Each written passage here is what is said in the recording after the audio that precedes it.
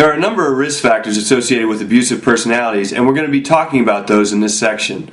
The important thing to note is that if a person has 2 or more of these factors, it doubles the likelihood that they'll be abusive. If they have 7 or more, they're more than 40 times more likely to be abusive.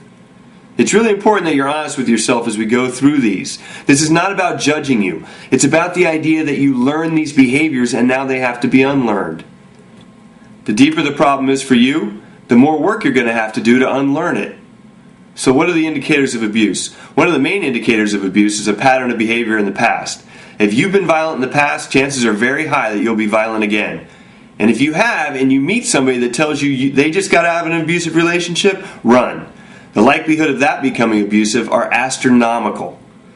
Abusive personalities have poor boundaries, and they have a difficult time addressing problems as they come up. They tend to either stuff things and then explode, or are constantly exploding. Abusers almost always grow up in violent homes, and often saw parents fight and or hit each other. Abusers often adhere to rigid gender roles and feel that they must control the other person and all the decisions in the family in order to prove that they're in charge. Abusers have trouble showing emotion because they think it shows weakness when they do it. They often equate fear with respect and try to scare people into doing their bidding. They often lack basic social skills and suffer from low self-esteem and depression.